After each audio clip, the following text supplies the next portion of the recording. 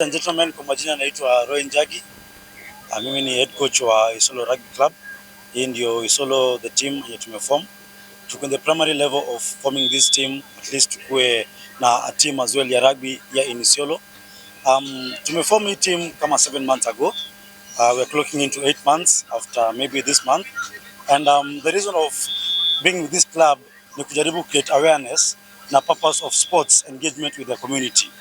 Kuna connection na community pamoja na players ambao tuna get from now high schools wanatujoin hapa hivi. This is a home ground, tuna train hapa Isiolo Boys High School from Monday, Wednesday and Thursday. Those are our training days in a week that tuna train from 4:30 to 6:30. My name is Steven Sumundi, assistant head coach Isiolo Texas Rugby. Na this rugby team inasaidia sana in terms of physical fitness, in terms of discipline, because playing this game inataka discipline sana, na tuna install the game to those who want to come up with it na wanaipenda, na inasaidia sana kwa sababu kama sahi we are playing, we are not using drugs. It minimizes the chances of using drugs. So yeah, that's why we are trying to bring rugby in Isiolo. So far tumekuwa na positivity. Tumeona wasee wanataka sana. Kuna wale pia walikuwa wanasema kitambo walikuwa wanataka kukua like to make this team work, but walikosa watu kama sisi. So we are here na wana respond vizuri, wanakuja zoezi na wanaipenda. So pia wengine wenye bado hawajajua kama kuna rugby Isiolo, we urge you to come hapa Isiolo Boys. My name is John Gichunge, team manager Isiolo Rugby Club. Tuna face a lot of challenges. We don't have gears for kucheza rugby. Wakati tunafanya mazoezi, tumeta our players wamekuwa na injuries. But we thank Red Cross, wametusaidia na first aid kit. Ndio tunaendelea naye.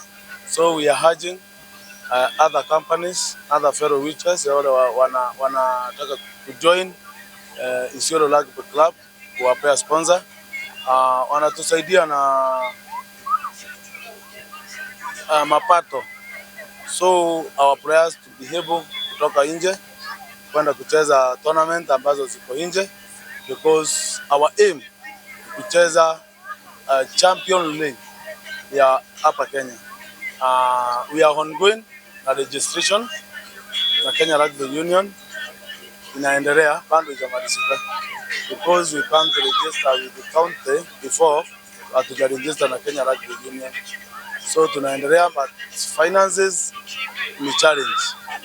So mapato yetu kidogo kidogo, kama sisi tunafanya kazi ndio tunatoa kidogo kidogo, inatusaidia kuregister.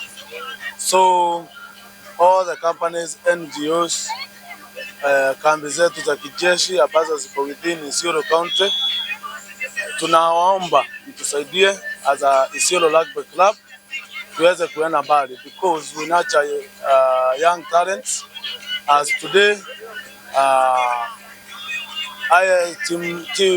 high school ball games term 2 ndio zinaendelea, and that's the reason why we are here in Isiolo Boys to select the best players wale wanaendelea kucheza to join this rugby club.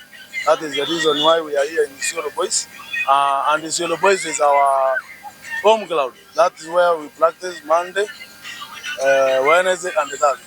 So we welcome all of them. Today tutakam up na new players for high school wale wako form 4s. Tunawawish wa join this club waweze wakaendeleza talanta yao ya kucheza rugby. That's the reason why we are here.